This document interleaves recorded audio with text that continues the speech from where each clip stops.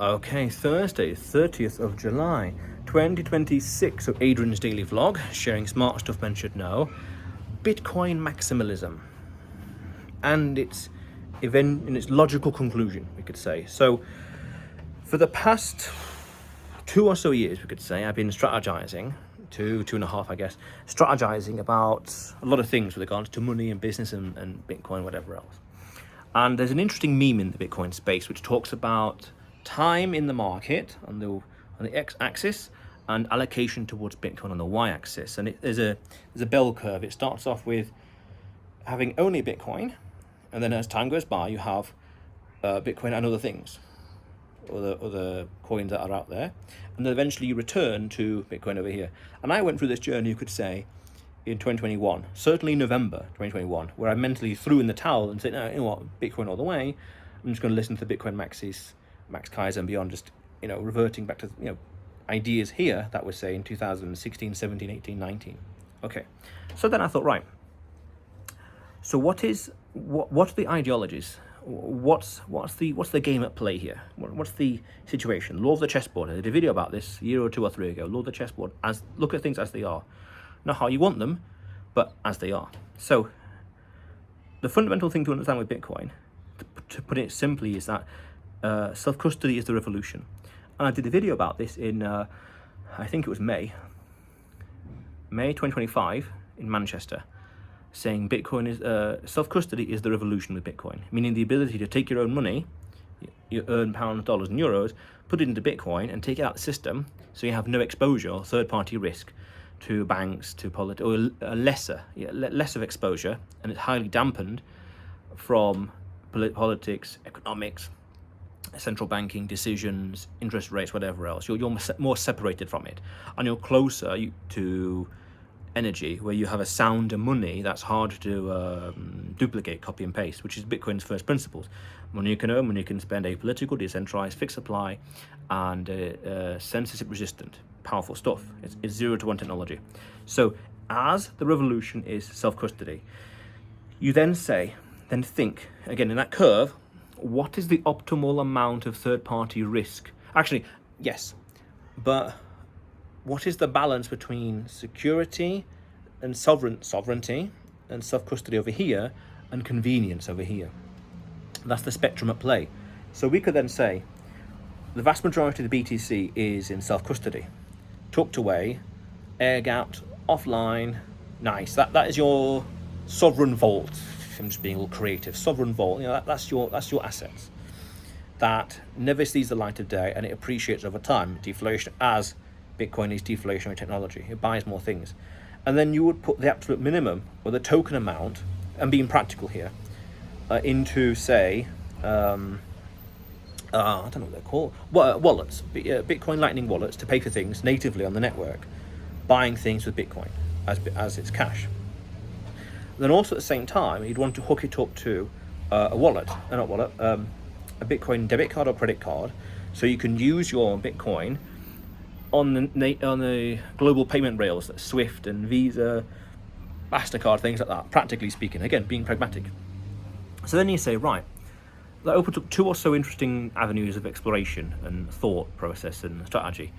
To what extent would you have exposure to these institutions that have the credit cards and debit cards? And at the same time, to what extent the exposure, and how much you'd allocate to them, and how much you'd allocate to the spending on Lightning? Now, nice pragmatic questions to ask, very important questions to ask in general. Okay, right, okay. So then you say, right, how much in terms of dollars would you put on these platforms that you would use? And would you want to earn yield on them? Would you want to use credit cards and debt? Would you want to spend that Bitcoin on Visa and MasterCard? Or would you use it as collateral for a credit card? Likewise, how much would you put on these Bitcoin wallets for spending? Going to the Bitcoin farmers market in El Zonte, for example. In El Salvador. Well, $100, $200, $300, $1,000, things like that. Again, being pragmatic. How much? Because the question here would be, how much do you want to put on a potential hot wallet, meaning connected to the internet, versus a cold wallet, an offline, air-gapped, no internet access whatsoever. Again, it's a question of security, and it's a spectrum between, this is a meta spectrum between convenience and recoverability. And over here, the question here would be, to what extent do you want to have third-party exposure? Because over here, the world of fiat says, oh, we can earn a yield on things. And that's an interesting paradox there as well. So you'd put the Bitcoin as collateral, earn the yield on it, and spend it. That is ideal. We use ideal loosely there to say that's free money you're spending. Now, it comes with that added, it comes with third-party risk and third-party exposure, which is a black box of risk. We don't know what's happening behind the scenes at this exchange, that company, or STRC or SATA, what's behind the scenes. As a rule of thumb, we'd say we want it to be boring and not in the headline news, because if it's boring, it just works and mundane. Yes, it just is. But even still, there are black box risks behind everything, i.e. third-party risk, i.e. how much Bitcoin and Satoshis do you want to give to that platform, that exchange? How much risk are you willing to tolerate for that amount of yield? And it's a question of practicality, because you might say, right, I want to earn $10 a day from yield. This is, what was the numbers now? $182,500. Right, okay. So therefore, 100, that's 10, 100, so 1.8 million to earn $100 a day, and $18 million in Bitcoin given to an exchange at 2% interest, earning $1,000 a day. Nice. But then you could say, right, well, to what extent do you want to allocate $18 million of Bitcoin to an exchange? Or $1.8 million? Or $182,500? It's a question of risk and comfort zone. But if you're going to be ideological, you want to say no to it completely. Again, Bitcoin maximalism, say no to it completely. It's that third-party exposure. No to the yield, and only use the minimum amount of, or give them the minimum amount of Bitcoin so you can use for payments on a debit card, on Visa, MasterCard, Swift, etc. And we can go deeper in the Bitcoin maximalist space to say, well, you'd want to give them nothing because you're supporting that system.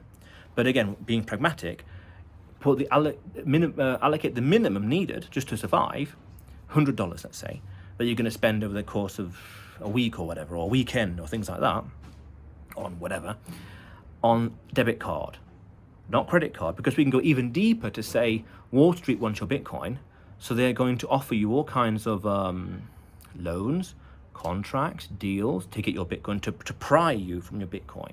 You know, they're going to want you to lend against it, use it as collateral. They're going to want to they're going to want you to buy things like STRC and MSTR and SATA and was it Micro? What is it called? Macro Planet? Oh, the Japanese one, Planet, something with a hotel company, things like that, in order to pry you and separate you from a Bitcoin. Now, what does that mean? They want your Bitcoin, if you're going to be a little adversarial about it.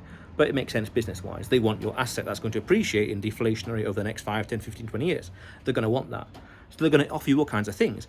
But the ideological point of view, from Bitcoin maximalist point of view, would say no leverage, no debt, nothing, spend and replace, even if you're going to be pragmatic.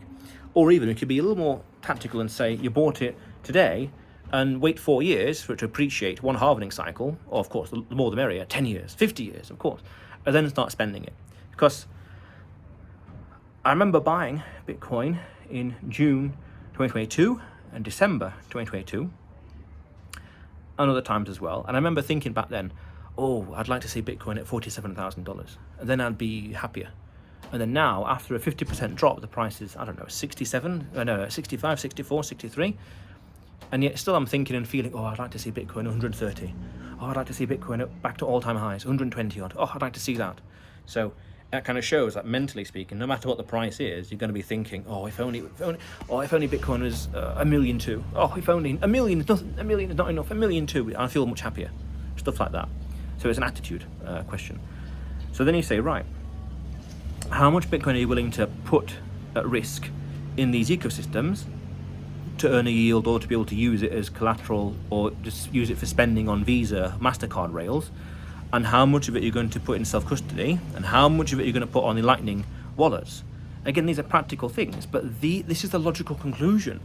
Because I was thinking and strategizing, how could I allocate Bitcoin, earn a yield, and spend that yield only, and not avoid debt, and at the same time keep maintain the asset but not spend the principal, all kinds of clever things. And the conclusion I kept coming to was earn more than you produce, put the excess into Bitcoin, and build businesses, meaningful businesses outside of Bitcoin, not focusing on the financial shenanigans and the financial engineering, like yield here, yield there, credit card this, balancing that, all kind of what they call gold Newman machines, Newberg, that whole system of sequence of events. A little thing happens here, a little thing happens there, like a row of dominoes, we could say. New Goldberg machine, something like that, which is a whole sequence of things. So avoiding all that third-party black box risk behind the scenes, eliminating that risk to zero because you have no exposure to it, only what you can afford to lose, let's say $100 in these different platforms that you're going to spend quickly to get improve life. And because you've had Bitcoin for so long, or you bought it so cheap and things like that, and it's appreciated, you're just you're not spending your principal. But even at a deeper level, to say fiat isn't wealth, dollars aren't wealth, euros aren't wealth, Bitcoin is, because of its first principles. And we can go deeper to say it's thermodynamically sound, meaning it doesn't deteriorate, it doesn't waste away. There's a bucket with no holes in it, so they're not losing anything by inflation. So then you could say, right, well, the optimal thing, the ideologically pure and most pragmatic decision is having minimal in the system that you can use as debit cards, not credit, not loans. You have minimal in Lightning network, Lightning wallets, because it's online hot wallet, risk of hackers, whatever else. You have the vast majority, 3/4 plus, in cold storage, protected, hidden away, node for your own payment verifications, and you can go deeper to say having your own solo miner to help keep the network decentralized. Solo miner, no mining pools, but solo mining to help the network be decentralized. And that's it. And you're building something outside in the world, in the real world, which adds value to it in some fashion. You're building something, and you're avoiding excess and unnecessary leverage and liquidity. In sports, we say that's unfaulted error, meaning the mistake was your own, and it's purely yours. It was totally avoidable. And we could say also that's ideologically pure and very pragmatic. Because there was a mantra floating around in Bitcoin space a couple of years ago. It's less so mentioned these days, but it exists still. It's stack sats and stay sovereign. No, it's stay solvent, stay sovereign. That's it. Meaning you have no debt, so you're solvent. You can transact because you've got no debt, nothing weighing you down, and stay solvent, stay sovereign. So you can do what you want with impunity, so to speak. There's no debt lingering, or the debt is incredibly manageable, just like that, pay offable like that. It's negligible in the grand scheme of things. That, being nimble, not so much nimble for the sake of travel, do what you want, here and there and here, but sovereignty. I did a video a week or two ago about you get the sovereignty you deserve. So there's a meme in the space that says you get the price you deserve with Bitcoin, to say you dilly-dally wait around, umming and ahhing with Bitcoin over time, the price goes up, and you could have bought it at, say, 60,000, but instead the price is 120, 130, 140,000, you get the price you deserve because you didn't study fast enough, you didn't understand it quick enough, things like that. You could say at a deeper level, like the video I talked about, where you get the sovereignty you deserve. So if you have all your cash, all the Bitcoin or Satoshis here, and these platforms collapse, like they did in 2022, your money disappears, your Satoshi disappear, you get the sovereignty you deserve. But if the majority of your cash or Satoshis are in self-custody, cold storage, out of the system, so to speak, no matter what happens over there, the black box risk third-party exposure, things happen, you're safe, you're secure. You can just ride out the storm. Just like that movie, Forrest Gump, where he just sails through the harbour and all the ships are destroyed and everything's damaged and you're just sailing along, completely, not oblivious, but completely impervious to what happened and what's happening, because it's self-custody. That's powerful. Again, that's sovereignty. You get the sovereignty you deserve in Bitcoin. That's the meta warning, opportunity, meta pattern, meta direction at play. You get the sovereignty you deserve because you're able to outlast, outperform, but outlast all the black box third-party risk that there is out there. And that's priceless. That is priceless. A decade from now, 2 decades from now, you know, with the self-custody and self-storage, you'll be thinking, bloody hell, thank God for that. Powerful stuff, very important stuff. The logical conclusion that I keep coming to pragmatically is vast majority of Bitcoin self-storage, minimal in Lightning wallet for spending, transacting and supporting networks, you could say, and absolute minimal and limited in exposed to these platforms for transacting on the traditional payment rails, Visa, MasterCard, and avoiding debt, because you have the income from a business, something meaningful out in the real world, that cash flows that you can afford to transact and have no debt. Because understand, at a deeper level, like I said earlier, Wall Street wants your Bitcoin. This is why you could say that the Bitcoin treasury companies are kind of on the way out, and yet the company allocations, you know, like the companies are just purely buying it. There's a great website, bitcointreasuries.net, I think .net or .com, that shows you this data here. So this is happening, and if you want to be sovereign, that's the game at foot.